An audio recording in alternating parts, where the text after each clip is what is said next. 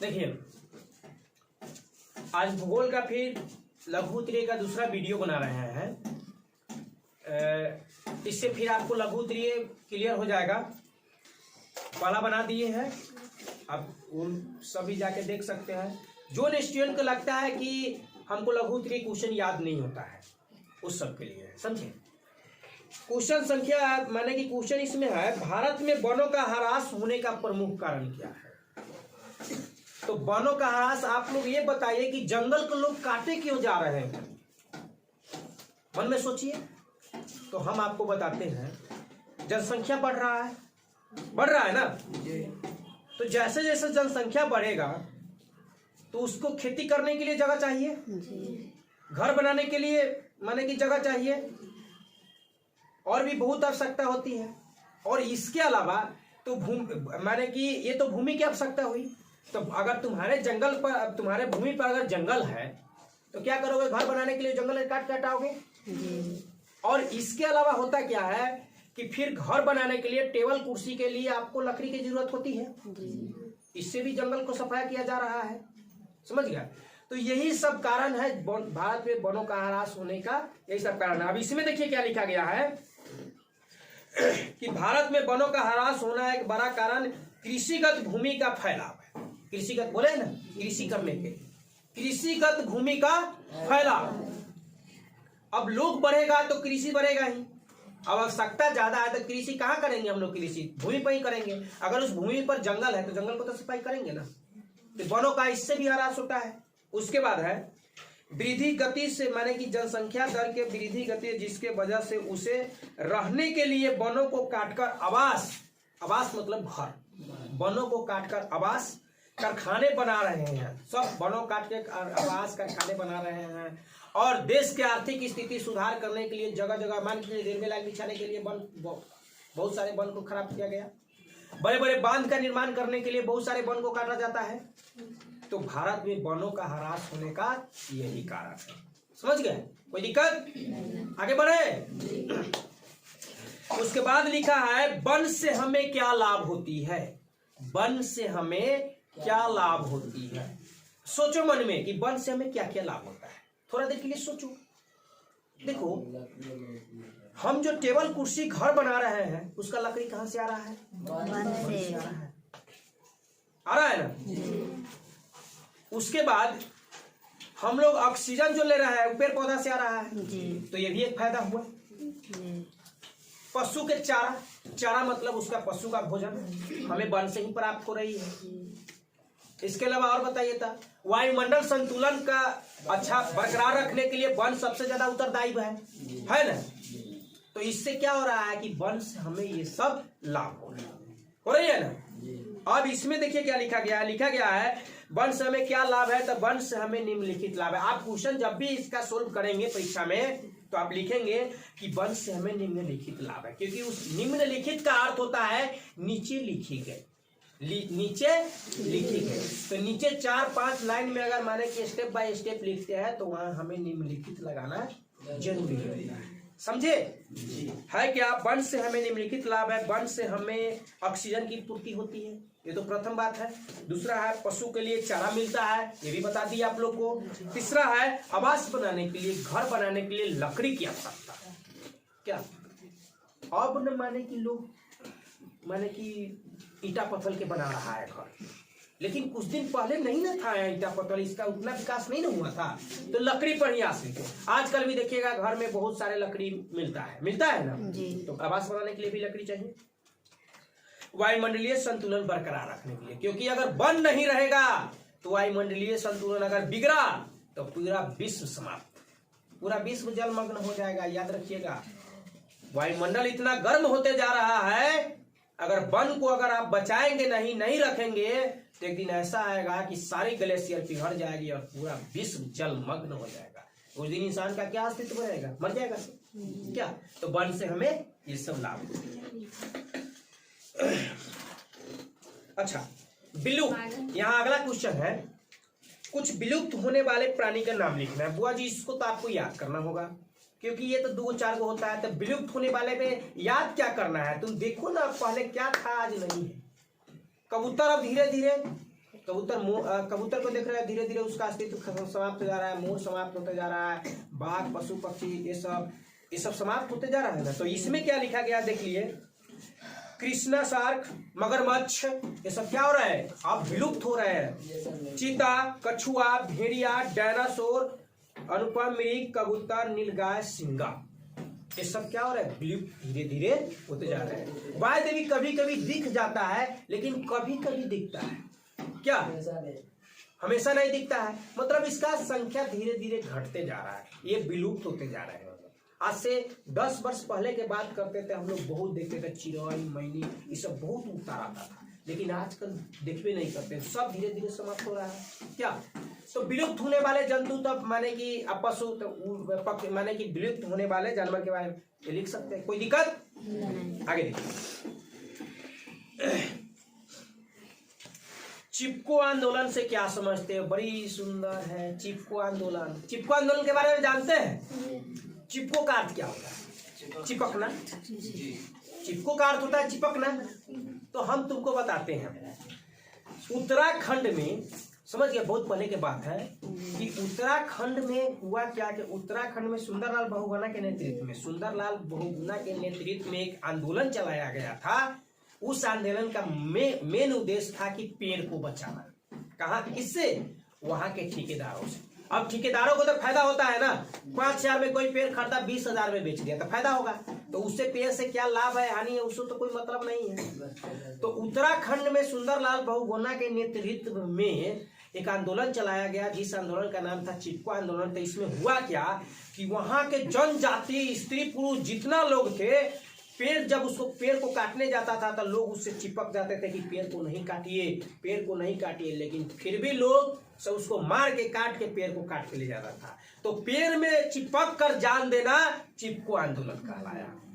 पेड़ में चिपक के, यानी कि लोग सब अपना जान देते थे। अब कैसे पेड़ में चिपक रहा है, मान के चलिए पेड़ को पकड़े हुए करा कि नहीं हम नहीं काटने देंगे, अगर काटना है तो हमको मार दीजिए, लोग मार देता था, पैसा के लिए मार दिए देता था, समझ गए।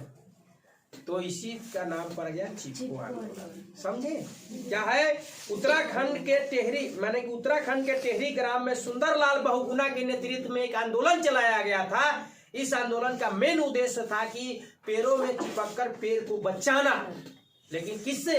वहां के ठेकेदारों से, क्योंकि वहां के ठेकेदारों सब ने अधिक नफा कमाने के लिए पेड़ को अंधाधुंध कटाई कर रहे थे, जिससे सब, और पेड़ से को हम ही लोग, पेड़ से ही नहीं है कि माने कि हम ही लोग का अस्तित्व खतरा में होगा, सबका अस्तित्व, जब पूरा जलमग्न हो जाएगा तो सबका अस्तित्व खत्म होगा। तो इसी को कहा गया है चिपको आंदोलन। से क्या समझते हैं, समझ गए? पेड़ से चिपक कर जान दे देना, चिपको आंदोलन, पेड़ को बचाना है हमें, हो गया। अगला है, वन्य जीवों के ह्रास होने का प्रमुख कारण क्या है? वन्य जीव, वन्य में रहने वाले कौन कौन जीव है? गीदड़ है जिसको सियार बोलते हैं, सियार है, लोमड़ी है, भालू है, हाथी है, जंगली सब, जो हम लोग भैंसे उसी जो पालते हैं ना, दूध खाते हैं उसका, वो भी जंगली जानवर है, लेकिन हम लोग उसको पालतू बना दिए। क्या? तो उसका घर कहाँ है? जंगल। मान लो कर जंगल में के काट दोगे तो अगर घर नहीं रहेगा तो रहेगा नहीं ना रहेगा। अब तुम्हारे घर को अगर कोई जाएगा जेसीबी से गिरा देगा तो तुम कहाँ रहोगे? यहाँ से वहां भागोगे, नहीं तो धीरे धीरे भटकते भटकते मर जाओगे।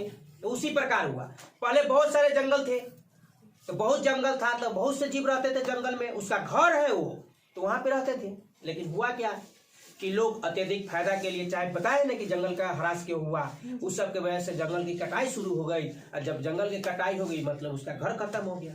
तो घर खत्म हो गया तो जब अब घरे नहीं है तो कहाँ जाएगा? दर दर भटका, कहीं यहाँ भटका कहीं वहाँ भटका, धीरे धीरे उसका अस्तित्व समाप्त होने जा रहा है। तो वन्य जीव के ह्रास होने का यह भी कारण है। समझ गए? कोई दिक्कत? आगे बताओ। आगे है, खनिज कितने प्रकार के होते हैं? तो आपको याद करना है, खनिज 2 प्रकार के होते हैं। कौन कौन?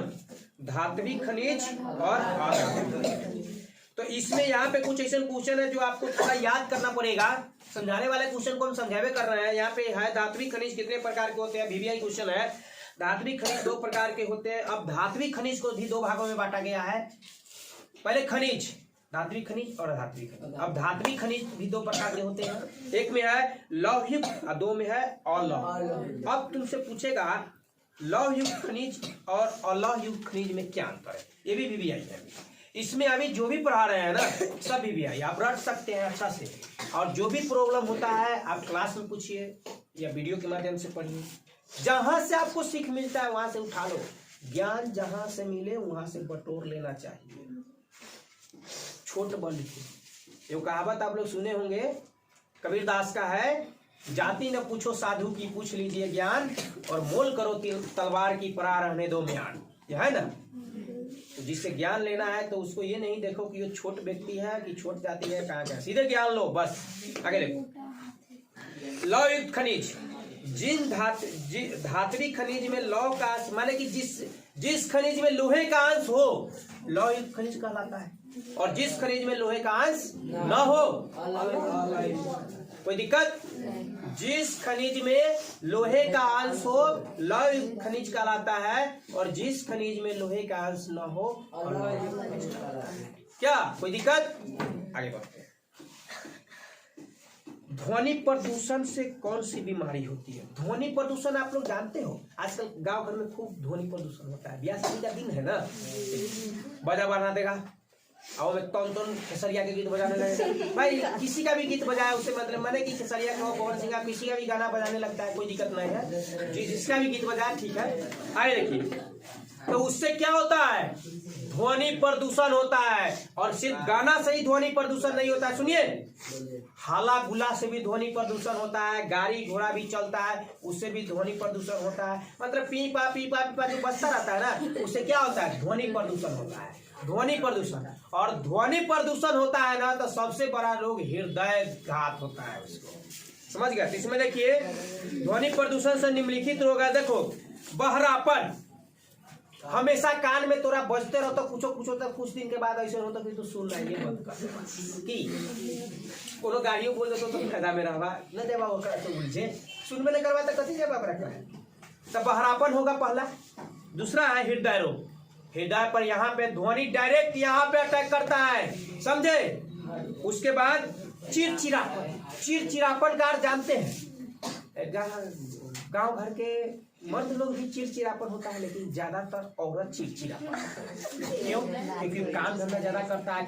अब औरत कला चिड़चिड़ापन होता है, कोनो केनू से अलग ओकरे बोल देला, अपन गलती लोग कहेगा नहीं, औरत पिता के डांट देगा, बोल देगा तो गुस्सा आएगा। तो ध्वनि प्रदूषण से आप लोग देखिए, कोनो शोरगुल वाला में रहेंगे तब वहां पर आपको शांति महसूस नहीं होगा, मन करेगा दूर में से भाग जाए, एकदम छनमन मन करे छनमन मन करने लगता है, बहुत दिक्कत होता है, महसूस होता है, तो उसे चिड़चिड़ापन कहते हैं। चिड़चिड़ापन आ गया आपके अंदर। अच्छा, उसके बाद है नींद में कमी। बुआ जी यहाँ हम सोएंगे, कहेंगे कि हम बड़ा काम करके आ रहे थे, गहरी नींद मार लीजिए, कोनो जगह आएगा रेडी बजाना प्रारंभ कर, नींद आएगा? नींद में भी कमी, और नींद अगर कम ले रहे हैं तो भी आपको शरीर माने स्वास्थ्य खराब होगा। इसलिए जितना जो चीज का जरूरत है वो लेना जरूरी है। लेकिन हम यहाँ पे कहाँ थे कि ध्वनि प्रदूषण से कौन कौन सी बीमारी होती है? तो ध्वनि प्रदूषण से बहरापन, हृदय रोग, चिड़चिड़ापन और नींद में कमी आती। नींद में कमी अगर आया ना पागल हो जाओगे, समझे? लेकिन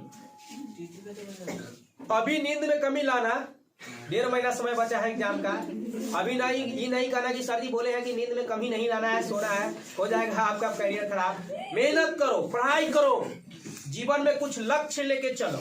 आगे देखो, हाँ, खनिज का संरक्षण क्यों जरूरी है? तो वही है, खनिज जो है, जो धातु है, ईंटा माने कि जो पत्थर है, जो ये सब खनिज पदार्थ है, इसका संरक्षण क्यों जरूरी है? क्यों? क्योंकि ये एक अनवीकरणीय संसाधन है। क्या है? अनवीकरणीय संसाधन, मतलब इसका भंडार सीमित है, धीरे धीरे इसमें से खत्म ही हो रहा है, समझे? और जब खत्म हो रहा है तो महंगा हो रहा है, इसलिए खनिज का संरक्षण जरूरी है। ये भी क्वेश्चन एक बहुत महत्वपूर्ण है, इस पर भी ज्यादा आप लोग फोकस कीजिएगा। सबके पास तो क्वेश्चन आंसर कराए होंगे तो होगा, फिर उस पर रखिए। अच्छा, उसके बाद बताते हैं, ये भी है वो बहुत अच्छा है, भूगोल में अक्सर बार देखते हैं, पूछ देता है भूगोल में नहीं, सोशल मैट्रिक आप तैयारी कर रहे हैं ना अभी, तो सोशल साइंस में भूगोल का अगर क्वेश्चन आएगा तो ये पूछ देगा अभ्रक का उपयोग क्या है। अभ्रक, तो इसका देखिए अभ्रक का उपयोग निम्नलिखित है इलेक्ट्रॉनिक उद्योग, इसको याद करना होगा।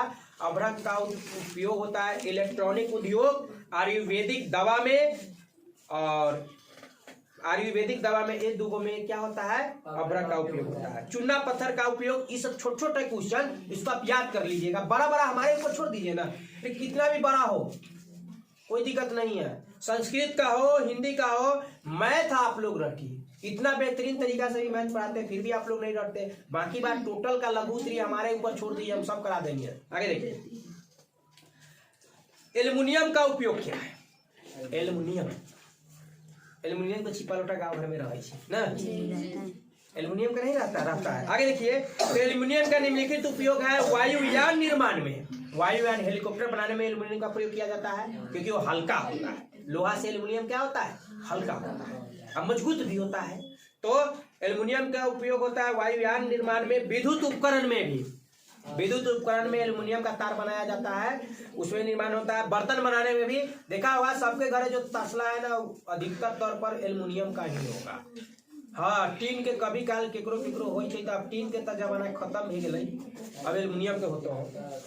और सफेद सीमेंट बनाने में, सुनिए, एल्युमिनियम का उपयोग सफेद सीमेंट बनाने में भी होता है। समझ गए, कोई दिक्कत। आगे देखिए, कोयला कितने प्रकार के होते हैं और कौन कौन, तो ये भी क्वेश्चन है। कोयला 4 प्रकार के होते हैं, एक में है एंथ्रासाइट, 2 में है विटामिन, 3 में है लिग्नाइट और 4 में है पीट। हाँ, इसको आप याद कीजिएगा। अच्छा, एक होता है पेट्रोलियम से किन किन वस्तुओं का निर्माण होता है। तुम कहते हो पेट्रोलियम से, पेट्रोल कंपनी में जाके सफाई होकर पेट्रोल आता है। एक ही वो चीज से पेट्रोल भी निकलता है, डीजल भी निकलता है, केरोसिन तेल भी, मट्टी तेल में भी, सबका अलग अलग कार्य होता है। जैसे देखिए, पेट्रोलियम से किन किन वस्तुओं का निर्माण होता है, तो पेट्रोलियम से गैसोलीन का निर्माण होता है, डीजल का निर्माण होता है, केरोसिन तेल का, मटिया तेल में ना कुछ मटिया तेल, वही मटिया तेल, केरोसिन तेल, कीटनाशक दवा, पेट्रोलियम, उसके बाद है क्या है, रसायन, प्लास्टिक का निर्माण भी होता है। पेट्रोलियम से प्लास्टिक का भी निर्माण होता है, उसमें से जो कचरा उचरा निकलता है उससे। भारत में 5 तेल उत्पादक क्षेत्र कौन कौन है, ये भी VVI है, इसको भी आप रट सकते हैं। भारत में 5 को तेल क्षेत्र उत्पादक राज्य कौन कौन है। उत्तर पूर्वी प्रदेश क्या है, उत्तर पूर्वी प्रदेश, गुजरात का क्षेत्र, मुंबई हाई क्षेत्र और वायु रेमन, इसको आप याद करेंगे।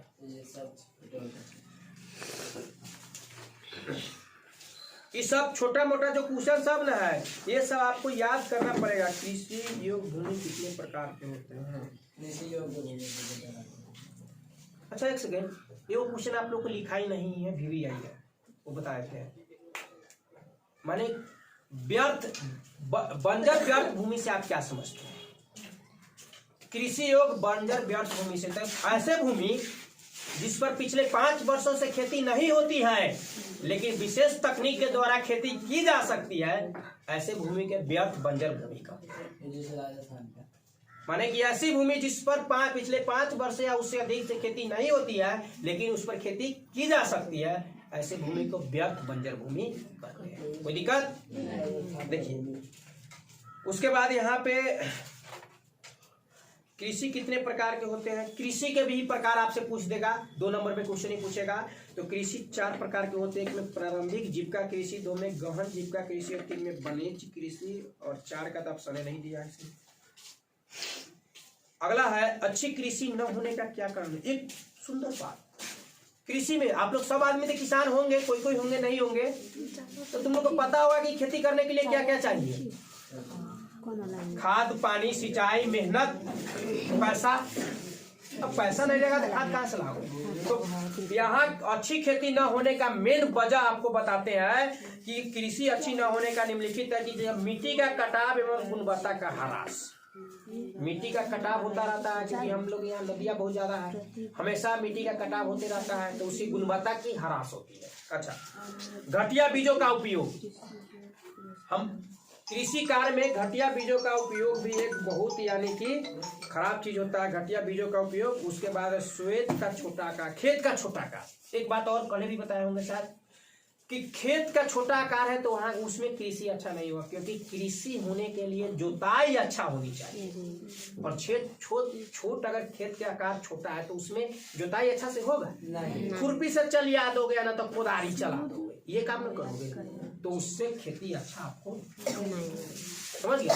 उसके बाद है सिंचाई की कमी। सिंचाई की कमी किसी की यहाँ अपने यहाँ सिंचाई की कमी है ये है, और सिंचाई भी है तो इतना पैसा लग जाता है पानी पटाने के लिए कि लोग पटवाई नहीं करता है, तो पैसा चाहिए ना। खाद का प्रयोग करने के लिए पैसा की जरूरत चाहिए। खाद अगर मान लो तो धान रोप दो, लेकिन अगर पानी खाद नहीं दोगे पानी दोगे तो होगा नहीं होगा, ये सब खत्म हो जाएगा। तो भारत में तो और जगह हो रहा है, लेकिन अपने यहाँ की बात अगर करते हैं तो अच्छी कृषि न होने का यही कारण है। कहीं के कहीं क्वेश्चन पूछेगा तो आप यही लिखेंगे क्या।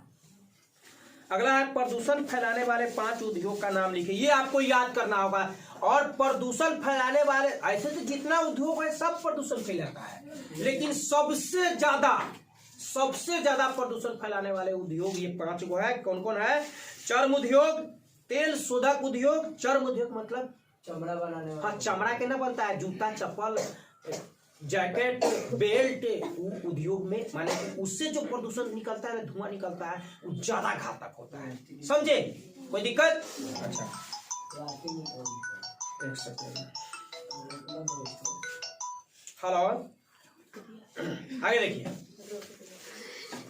आगे क्या है कि प्रदूषण फैलाने वाले तो वही है कि चर्म उद्योग, चमड़ा का उद्योग, तेल शोधक उद्योग, जहाँ पे हम लोग को यहाँ के कच्चे पदार्थ जाता है वहां से पेट्रोलियम बनता है, तो तेल शोधक उद्योग भी होता है। उसके बाद डिजिटल उद्योग, उसके बाद धातु उद्योग।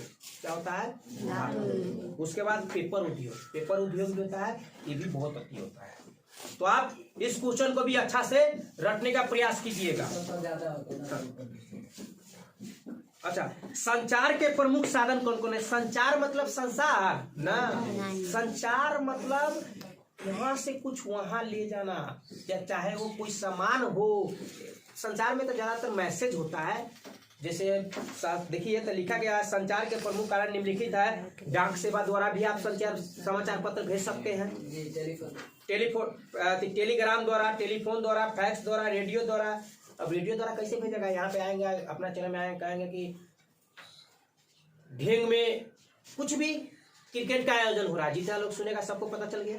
रेडियो से भी हो रहा है, सिनेमा से भी, टीवी पर ही होता है। लेकिन बहुत लोग ऐसा नहीं कि टीवी देखने लगे, टीवी पर न्यूज देखता है, बेहुदा से जो मन होता है देखता है। आगे देखिए, ईमेल द्वारा भी हम भेज सकते हैं। उसके बाद इंस्टाग्राम द्वारा भी हम मैसेज लोगों को डाल सकते हैं। अच्छा